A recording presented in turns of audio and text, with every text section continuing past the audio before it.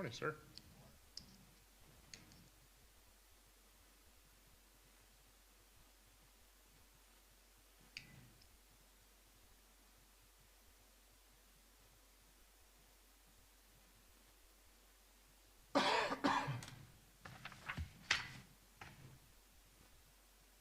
Ready, gentlemen, ready? Yep. Ready, Nathan? Yes, sir. All right. All right, we'll go ahead and call the Commissioners meeting to order this morning. I want to welcome everybody this morning.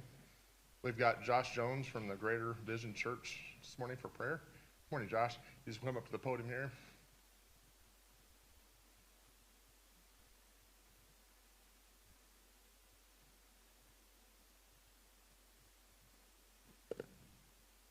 Let's pray. Almighty God, we praise you and thank you for this day. You have given us another day and another opportunity to appreciate life and to fulfill our mission as your instruments of peace and progress. Please pardon us for our shortcomings. May we learn to pattern our lives through your Son's example in all of our doings and dealings. Father, I ask that you bless each and every commissioner that serves Daviess County, as well as all of our elected officials, both Republican and Democrat. Bless their endeavors, especially in today's meeting. Guide them in their decisions, enlighten their minds in every decision that they make. Give them your grace that they may effectively do their part as public servants. Bless their plans, programs, and projects so they may achieve their objectives for the betterment of this county and for your greater glory. Lord, we ask that you continue to bless Daviess County, bless the great state of Indiana, and God bless America. All these things we ask in Jesus' name. Amen. Amen. Thank you, Josh. Appreciate it.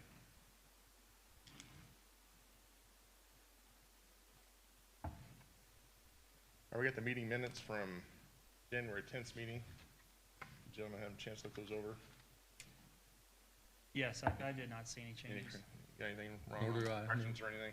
I'll make a motion to approve. Okay, I got a motion by Nathan Gabhart to approve the minutes. Second. Second from Arnold. All in favor? Aye. Motion carries.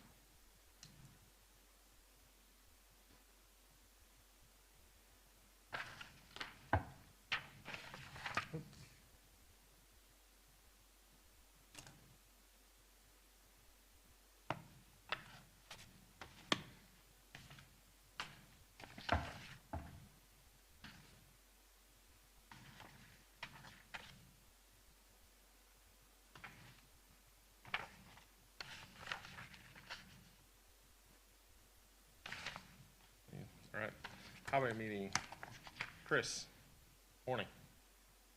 Morning.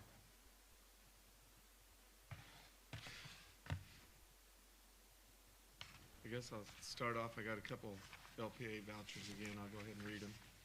Yep. The first one's for construction engineering and construction inspection on Kennelburg Road, phase 4 and 5, $34,557.89. 80% reimbursable at $27,646.31. The next one is for preliminary engineering on countywide bridge inspection and reinspection. Bridges phase 2, it's $3,105.03. 80% reimbursable at $2,484.02. And we're submitted for signature.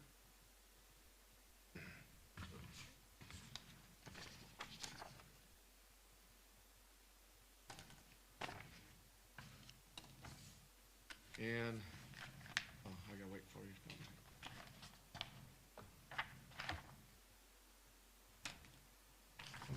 Got it.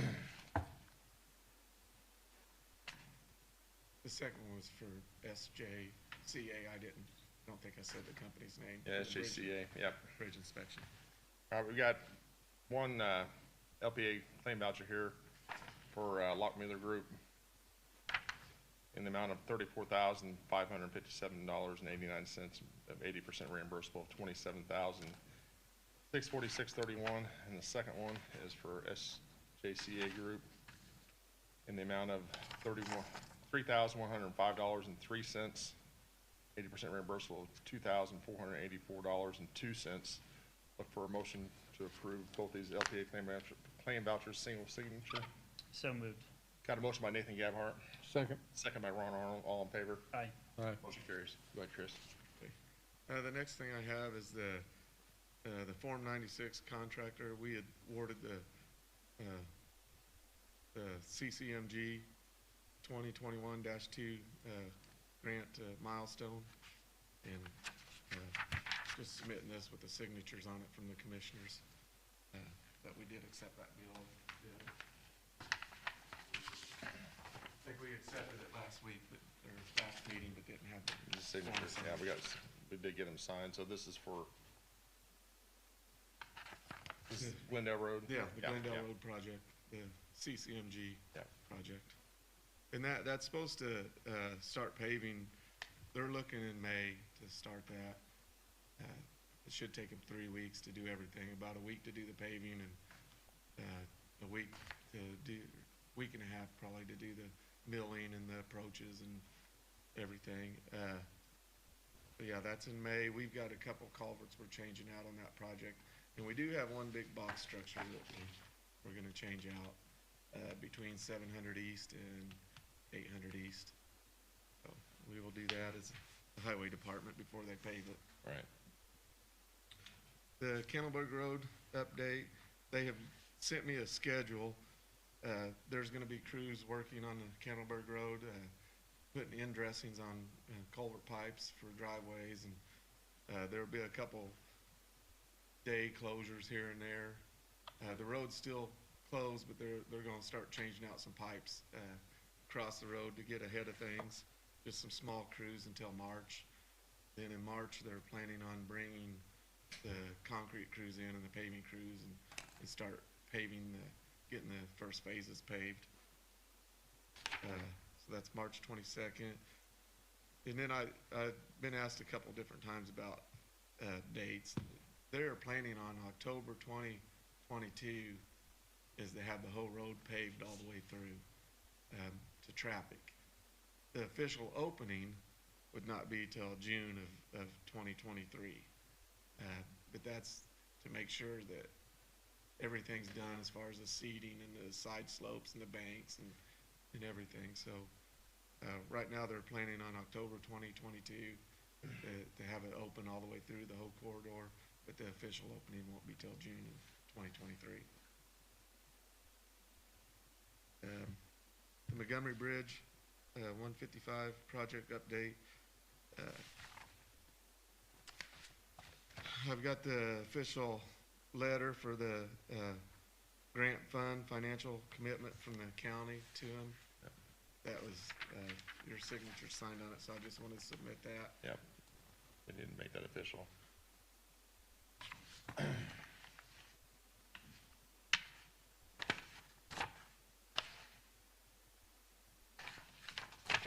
The back page on there just shows where I'd submitted the application for the grant.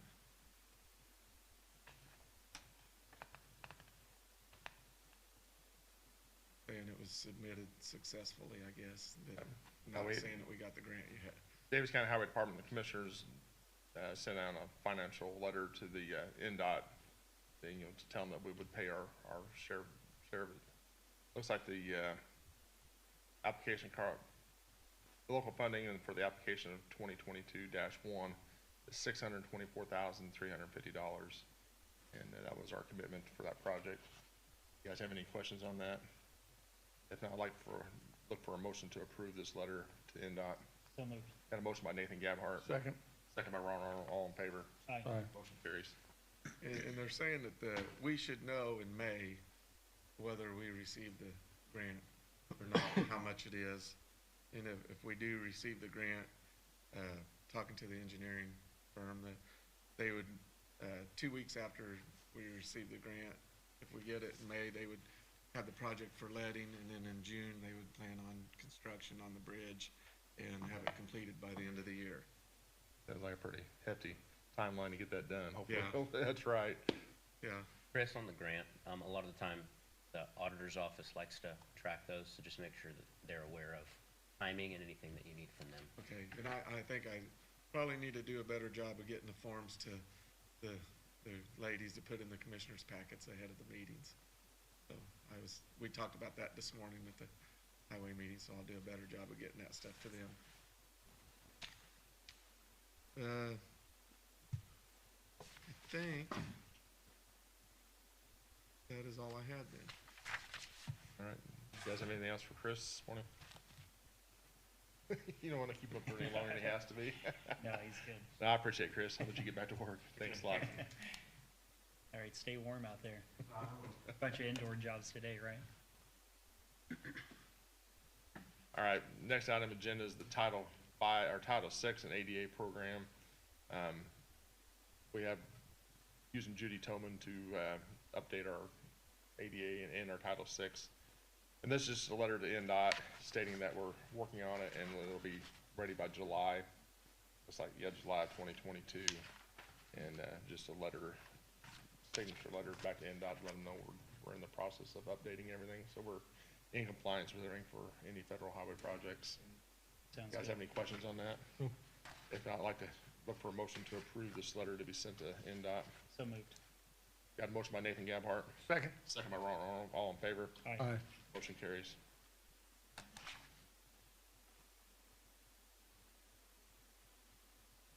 Was there a highway meeting this morning? There was. You wanna go ahead and read through that if you don't mind? Okay.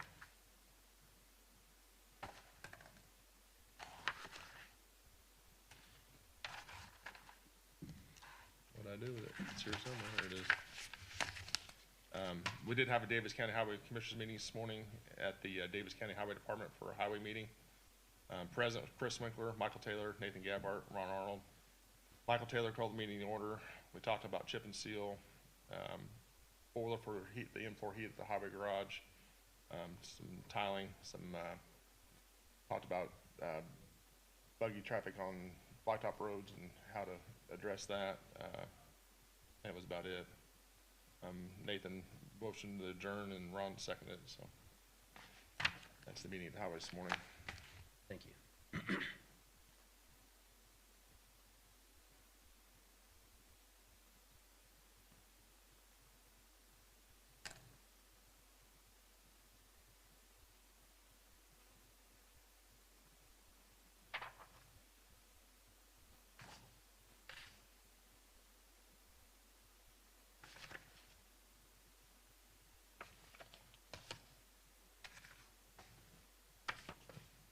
All right, we got the award bids for SIDC housing rehabilitation and then SIDC environmental review letters. You got some of those? I've got everything. We've got everything before us here, but do you want to speak on any of that? Let's state your name for us, please. Sorry, Jenny Deerwester with Southern Indiana Development Commission. In regards to the housing award, last meeting you opened bids on 9 homes, and so we reviewed all of them. And you will be, before you is an award sheet for 8 of the homes. Right. Unfortunately, one passed away in between the bid opening and when all of this was taking place. So we'll be awarding 8. You can see that the prices are high, on some of them. So what we do is we award for the full amount of their bid that was submitted, and then we have predetermined with the homeowner and the contractor what work items will actually be done on the homes to bring it down to the amount that we had set aside, which is around $21,938. Right. And so then contract will be signed, and then homeowners will then also execute a change order deleting down to things. The state of Indiana with the Indiana Housing and Community Development Authority, they have a priority list, and so that's the way it was bid out. And so we basically start at the top and work our way down until we exhausted the funds. So before you have the award for the 8 homes. Yeah. Have you guys had a chance to look at that list? Everything look fine to you? Yeah, I saw the email come through. I'll just go through it real quick. Project number DC 21101, Brock Anderson Construction won that bid at $35,450. DC 21-102, Brock Anderson Construction won that bid at $29,700. DC 21-104, Kenneth M. Mendenhall, $80,285. DC 21-105, Brock Anderson Construction, $16,800. DC 21-106, Brock Anderson Construction, $19,000. DC 21-107, Kenneth Mendenhall, $86,267. DC 21-108, Brock Anderson Construction, $24,400. And then DC 21-109, Kenneth Mendenhall, $20,965. We got that before us here.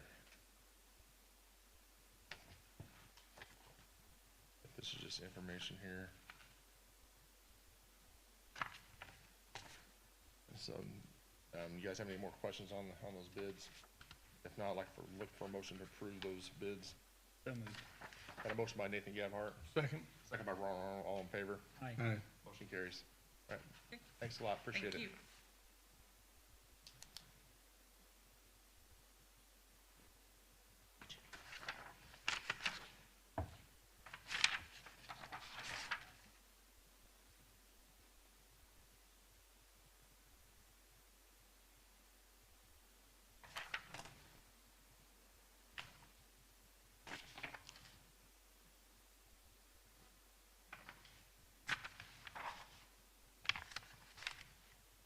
I think you had the environmental review letters. Letter, yes, that's, Yeah. yeah. Those are for the State Historic Preservation, to submit the findings and information that we have. I think it was on 2 houses Right. there for those 2, so that's what those are. You guys had a chance to look over that letter from the commissioners. Any more questions? If not, I'd like to look for a motion to approve the letter. So moved. Got a motion by Nathan Gabhart, Second. second by Ron Arnold, all in favor. Aye. Motion carries. All right. Thank you very much. Thank you, guys. Have a good day.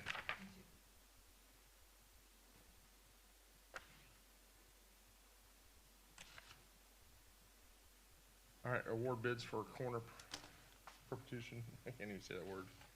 Did we get perpetuation? So you got all those bids, didn't you? You had a chance to review them.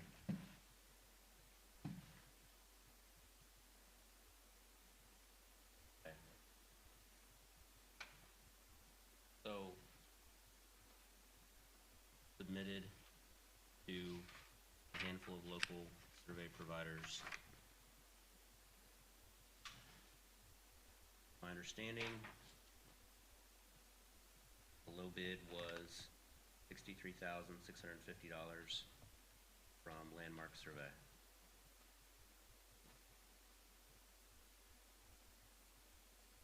Who reviewed those bids?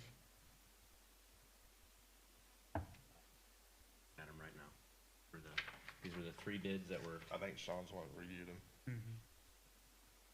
You guys have any more questions on that? No, I'll make motion to award it to Landmark. I got a motion by Nathan Gabhart to award the Cornerstone rehabilitation to Landmark. I'll second that, but I do have a comment. Okay. The way it was handled, I don't think was proper. Sean is supposed to be the administrator of this program, but yet he bid on the program and he reviewed the bids. And we also accepted a bid from a gentleman out of county, which if he would have been low bid and we would have awarded that, not legal if you have a current bidder in the county that is a licensed survey.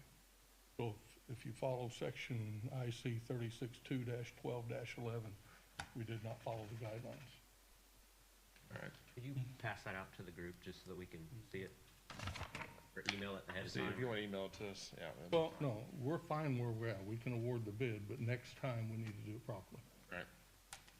Well, again, I guess, and until that's verified, it's a matter of opinion. I mean, in the past, if the amount's under $50,000, the county surveyor could do the work himself, which is historically how it had worked in Daviess County.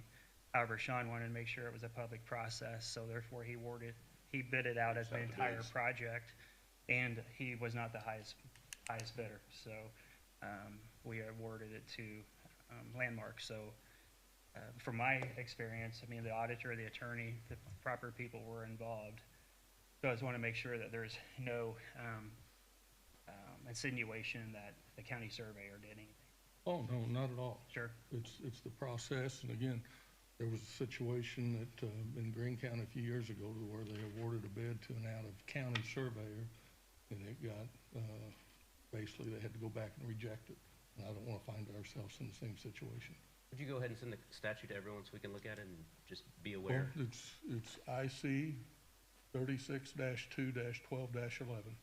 And again, I'm not picking fights here, and maybe I'm too close to the situation, but I know Sean works for several county surveyors, Martin, Pike County, as a private surveyor doing perpetuation corners for those counties. So there's a lot of precedence that you can be an out-of-county surveyor. I hadn't heard that And what either within the on county. the out So that's exactly true unless there's a county surveyor that wants to work. In other words, if the surveyor has offered it and turned it down, they can go out of county. And it states that in the code, so Again, we're if on you the could same just- page. If you could just Okay, pass good. it out to everyone instead of bringing it up at the meeting, that would be useful so that we don't have these types of things. All right, we're gonna move forward. So I got a second by Ron Arnold. All in favor? Aye. Motion carries. All right, we got a maintenance agreement from TM Office Solutions for Circuit Court. This is kind of a crazy contract here. I don't know. I didn't really understand the contract because it brings up past contracts and everything else. But at the end of the day, I think it was just down to a maintenance contract for a Sharp MX 3051 copier. And the contract price is 9 cents for a black copy and 6 cents for a color copy, which sounds, or it's .009 for black and .06 for a color copy is what the maintenance contract is. We've done it in the past, so it's whatever you gentlemen wishes are on that.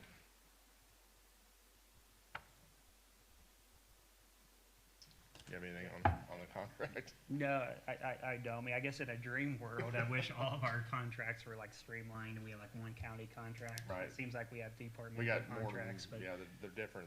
the pricing all seems to be fairly within line. Yeah. I don't understand this is TM Office Solutions, but it's Tucker McPherson, so I don't know, I don't Oh, did understand. is that who bought out Hudson's? Service printing? side, Okay, yeah. From my understanding, he's sold all sides now. okay. That's who it's through. Okay, so it's a, Like I said, it was .009 for a black copy and .06 cents for a color copy. okay.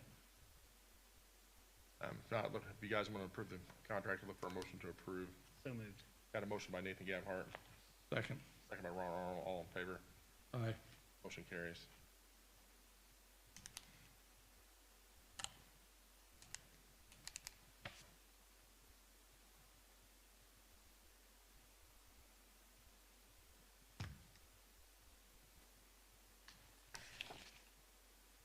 All right, got Sheriff Gary Allison, body cam grant. Morning, Gary. This is just letting you know that we're going to be asking for a grant to help offset the cost of the body cam Right. project for us.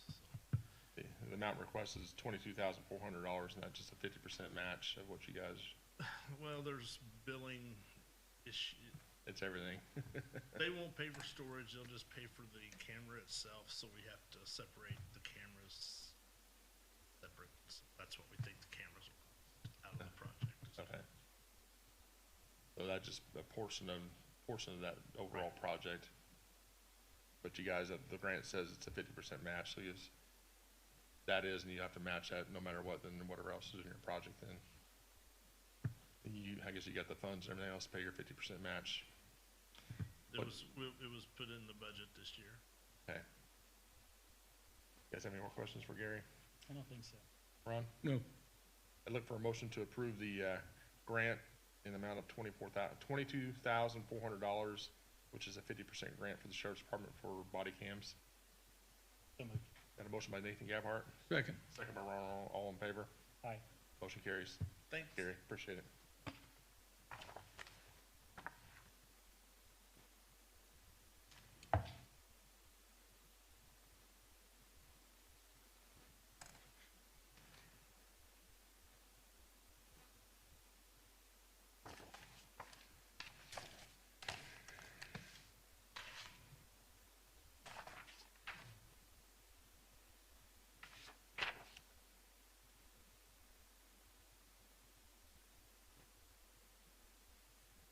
All right, we got our updated county COVID policy. Gentlemen, have a chance to look that over.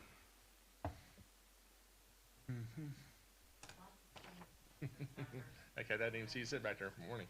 A lot has changed. So currently, the CDC guidance is 5 days. So if you have COVID, regardless if you're vaccinated or unvaccinated, if you have COVID, the actual virus, and you're sick, then you're home for the 5 days. Omicron is much faster variant exposure. You catch it quicker, you get over it quicker for those who get over it. So the quarantine was lessened to 5 days, and then additional 5 days in a mask once you go back out into public after your 5 days. If you're fully vaccinated, meaning you've had both doses of your vaccine and a booster dose, and you're exposed, if I would expose you and you're fully vaccinated, you do not need to quarantine. You can wear your mask, go about your business. They recommend testing on day 5 if possible, but continue to wear your mask unless you become symptomatic or test positive. If you do not have your booster dose, you're not considered fully vaccinated. Again, you would follow the guidance there. I'd like to use this for all county offices, and it does apply to the jail at this time. They can go to the 5-day if they wish. My only concern, and I'm just going to bring this up, this happens in every workforce, not just here, but for those who don't want to use, who are sick and don't want to use their sick time, and they're working while they're sick. And that's a big concern for public health. We really, really would wish that people would stay home if they're sick. If they have fever, cough, nausea, vomiting, diarrhea, they really should stay home and protect their coworkers. It's very important. Some people, feel they can't use their sick time or don't have the sick time, and it's just a growing concern that I see. I see it happen quite a bit. I mean, if you're sick and running a fever, you should stay home, not drag it into the workplace. That's just going to compromise everybody else in the workplace too. All right. Anything else? Any more updates for the health department, Kathy? This morning while you're It's here? rough. It's rough. It's rough. Still seeing record-breaking number of cases. It's everywhere in the county. Nursing homes are getting hit hard again. We're having 2 to 3 deaths a week. We're seeing a lot of breakthrough cases, meaning people that are fully vaccinated are getting Omicron. So a lot of illness. The influenza A and B are circulating at record numbers as well.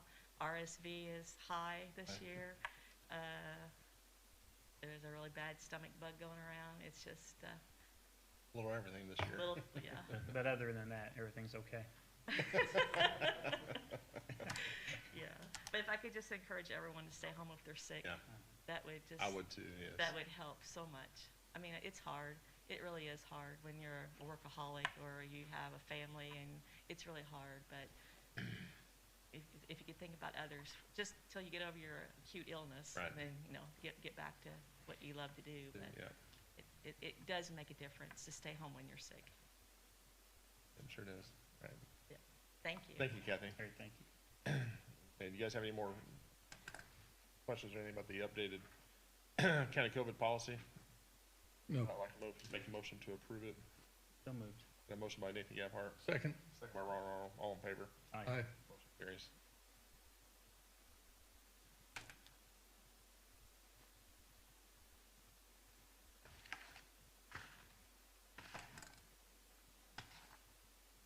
All right, next item on the agenda is the Town of Odin West Street project, which will be the extension of 900 East out to Highway 58, letter of support. You guys have any issue with sending a letter of support to that project? No.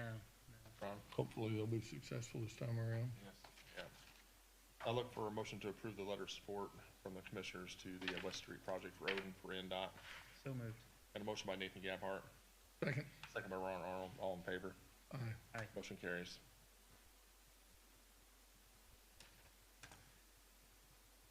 All right, we have the White River Military Coordination Alliance. We've addressed that at a previous meeting where it was Mr. Gabhart and Yep. we appointed Darren Holder Karen. Yeah, to take his place, so I don't know why it's, I think, when I reviewed the minutes, I've reviewed it here too, and so I think this should be this is just FYI, I guess, Yep. so. But we need to let them know that Darren's been Darren's appointed. appointed, yeah. Yeah, you guys reach out maybe to, who wants to reach out to? You got the contacts information for everybody up there? You wanna reach out to them? Yeah. For them? Was that a letter? Could it? could It you was s- to the commissioners, yeah. Who was on that letter now? Brianne Gerald Brianne Gerald. is the chair of the, She's the Greene County Economic Developer. Oh, gotcha. She probably serves as secretary of the group. Okay. Yeah, if you wanna reach out to them, Nathan, and let them know who our new appointment is.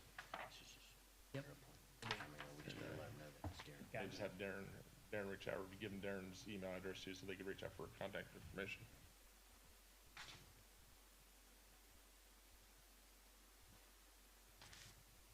All right, next item on the agenda is the NDOT possible relinquishments of Highway 50 on the west side of town, and then, Highway 257 south of the city limit down to US 50, bypass. We've had some discussion with NDOT. I know Chris Winkler's been discussing it with Rusty Fowler, and I think they've got NDOT's out there inspecting the bridges today around 10 o'clock. So it's just gonna be an ongoing process of talking about relinquishments. You guys have any more things to bring up on the relinquishments from NDOT for the county?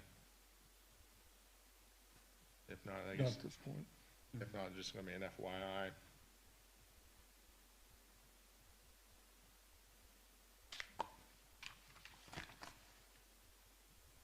Airport runway extension project. Oh, yes. So, just a quick update on that. So the airport is, moving forward again on the, extending that runway and the, taxi area. We're gonna be meeting with the FAA in Chicago in, February for a grant to help fund that last piece. And then it's become identified that there's a small section, about 3.5 acre section of land that they will need to procure for the runway protection zone. So they're in discussions with the landowner now to negotiate a purchase or a land swap for that piece of land. Due to the timing of everything, ideally, when they go to the FAA in February, they need to show that if they don't already have that land purchased, that all representatives locally are on the same page as far as getting it purchased. So, what I was thinking, just because of the timeline of it all, And what date is that in February? Is it like it's first or? mid-February, so I think we would have that first meeting in February, before, for the commissioners, before they meet with the FAA, but it'll be just within a couple of days. So, talking with Brian Walker, what he thought would be helpful is if the county would be willing to write a letter saying that the county will do anything statutorily allowed to help the procurement of that property. Something very high level, very vague, Right. just to let them know that we're fully engaged. And that is a piece of property, is that on the north end of the property that we've already asked for? So, good point. Orientation wise, I don't know. It's where basically the planes turn around at. Be the northwest corner Northwest Okay, corner. of the perfect. property. So, because they want a taxi area and then extend it to 5,001 Feet, yeah. So, I know they was gonna be able to get the runway inside the fence, but then they needed the Ex- extra space beyond that, so I didn't know exactly where it was at. Exactly. The original plans didn't have the extended taxiway drawn up, and they want the taxiway to be the same length as the runway. Runway, okay. So, looks like everything's gonna be able to be accomplished with the airport board and the private landowner. But you know how sometimes these deals work, sometimes they work. So it's one of those things where we don't need to necessarily draft a letter, but if we do see the first week in February, we need to get a letter of support.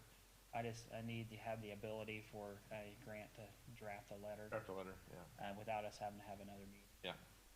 So, you wanna make that motion then? So yeah, I'll make a motion to draft a letter of support for the procurement of that property, needed by the airport board. Had a motion by Nathan Gabhart, Second. second by Ron Arnold, all in favor, Aye, motion carries. thank you. So I'll let you and Grant work that out with the airport. Okay, and we'll send you, if we need it, Yeah, I'll send send a draft. you the draft. Yeah. You guys, both of you guys' drafts. I would just say a lot of people don't understand the importance of a updated, expanding airport to economic development efforts in Daviess County. And Yeah. this is a very important It's much- project. It's definitely much needed, that's for Yes. sure. Yeah. I mean, just from a real-life example, we had a client fly in and on their corporate jet, and fortunately, they were able to land on the runway as is. But the last time they had to go to Lawrenceville because I don't know if they brought the different jet or Or whatever. something, or weather or something It maybe. being, it's an insurance liability is what Brian says. If Yeah. you land a certain size jet on a certain length of runway, Yeah, insurance-wise, you're covered or not covered, so. Right. It may only happen a handful of times out of the year, but we're talking, hundreds, if not thousands of jobs total if you look at those employers. Right. Those 5 or 10 employers and the amount of jobs that they have, Yeah. it's a big impact. I agree with Ron, it's a Yeah. big economic, Lawrenceville's close, but it's not close, right? It takes Usually, the on either bigger the company, the bigger the jet. jet, yeah. typically, yeah, that's right. Yeah, longer range jet, yeah. All right, next item on the agenda is, solar, solar ordinance. I've talked to Grant about this a few times. We are starting to see a lot more solar activity in the county and surrounding counties. And, I think both of us felt like it was a wise idea to look into solar ordinance for the county. But I would prefer to send this off to the APC first, Advisory Plan Commission, and have them review it and then bring it back to the commissioners with their thoughts and suggestions. Just see what you guys' thoughts was on that. I mean, it's a very complex subject, and I just want to get as much input as we can. Yeah, that's smart. I know legislatively, I know Senator Mesmer has redrafted his bill that failed last year. And it appears that the Commissioners Conference, Association of County Commissioners, appear to be supportive of the draft. So it looks like this may be taken care of at a state level as well. Not too, so. yeah. I think we just need a little bit of protection for, protection for the county too, so. If you guys don't have any trouble with that, we'll send that off to the APC, so I guess I look for a motion to, send the solar ordinance off to the APC for review and then send it back to the commissioners then. Got a motion by Nathan Gabhart, second by Ron Arnold, all in favor. Aye. Motion carries.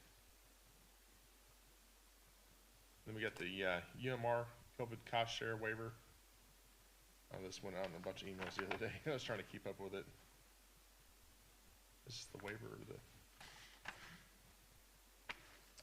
hang on a second here.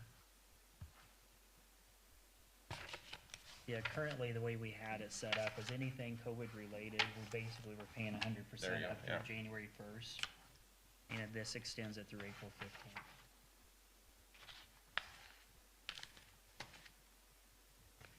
You guys have any more questions on that for the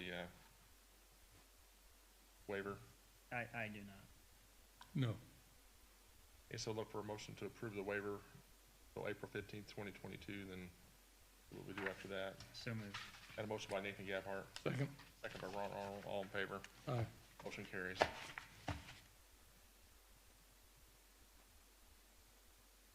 We got over the counter, at-home testing update.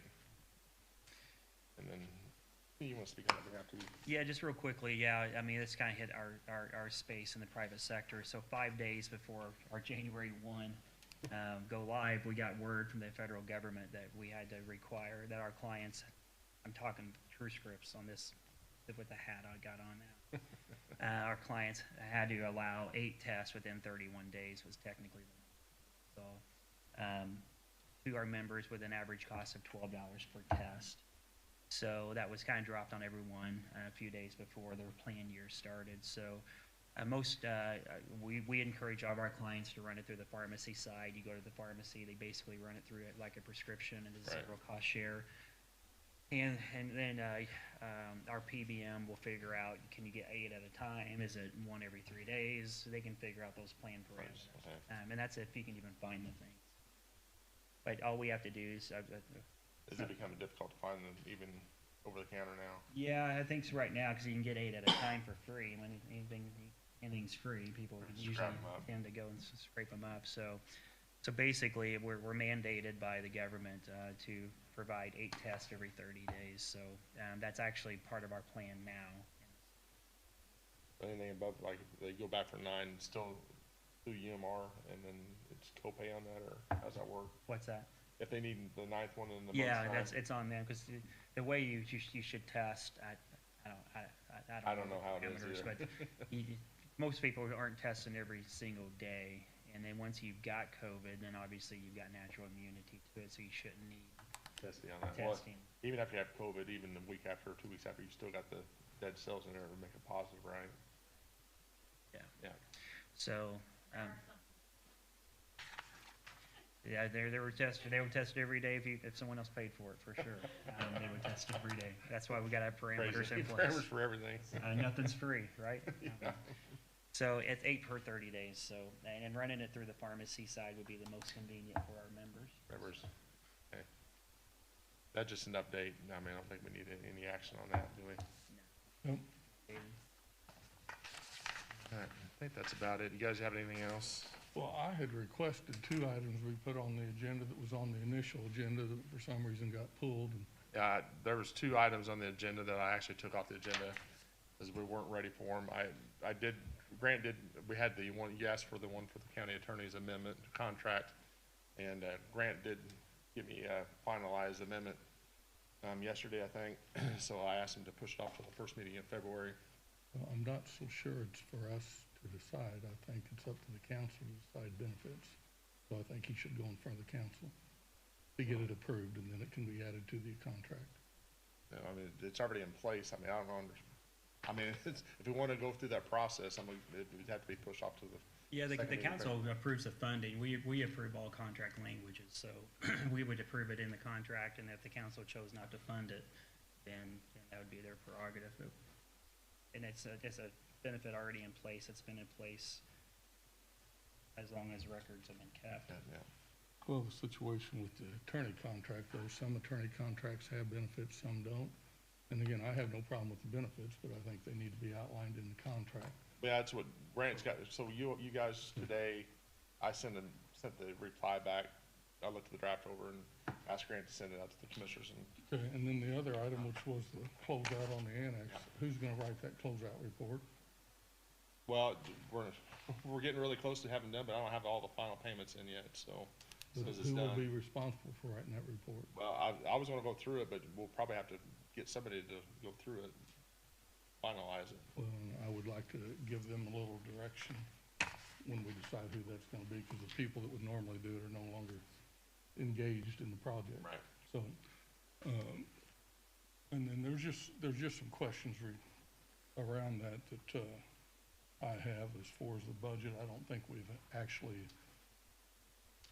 projected to public what the actual budget was, and then related to the contingency. And I know I had the conversation with Grant about a contingency, because I had heard that he was the one that added the contingency, and he assured me he wasn't, correct? Which is accurate, yeah. Correct. Okay, well, that being so accurate, like a lot of things I'm finding, and I will have to admit, I'm getting frustrated with not being able to get accurate information. But I can show you an email from Mr. Schwartzentruber to the architect requesting 10%. And so we gotta get to the bottom of this. I wanna get this thing put to bed so we can get Yeah, started on the. whoever courthouse. asked for it, whoever requested it, is 2 different things. Historically, this thing goes back to 2014, that we're digging up all this stuff, for whatever reason. So, yeah, but you can't just drop it on us on a meeting where it's not even on the agenda and expect us to recall something from 8 years ago. Well, I asked for it to be on the agenda, it was pulled. The I whole pulled off thing- the agenda because if we're talking closeout, we're not there yet, so that's the reason I Well, but pulled there it off. has to be a process to that, we just. Well, I know, can't say but I'm we're not even to the putting process of even getting there because I don't have all the final bills. The final bills are not in yet.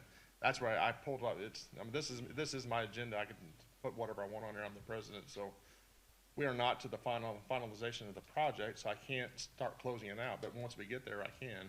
And I'll bring every number I've got from the auditor's office and whoever else wants to look at it.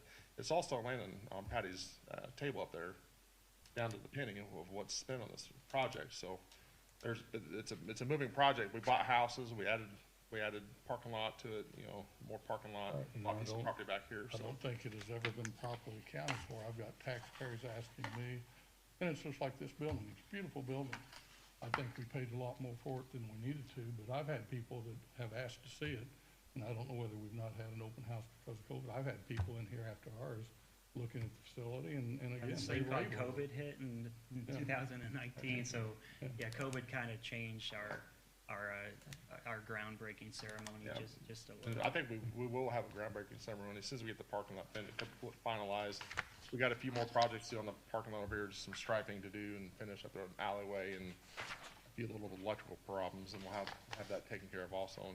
And hopefully by the spring of the year, maybe first of the summer, we will have a Just ground. want to identify all shortcings and mistakes before we get started on the courthouse, because if we don't, we'll probably make the same I'm mistake. 100% in agreement with that, no problem. So we're getting close. and once we do, I'm we'll- impatient. Private sector, used to moving a lot quicker on this stuff. So- You have a problem, you address it, you get done with it, and you move on. so Yeah, we'll- and And that's this how- has been highly frustrating. And that's how we ran the county government the past number of years, so there's a process, yeah, and we'll get there. I'll be on the same page. As soon as we get everything finalized, we will definitely start close out Would procedures. you pass on whatever emails you want them to see to the auditor, to whomever needs to see them? You've got it, why don't you pass it on? Okay. Would you be, whatever you're referring to, that, would you be willing to pass it along so we can all see it, or? Sure. Okay, thank you. All right, sounds good. Anything else from the commissioners? I think so. Anything from the public?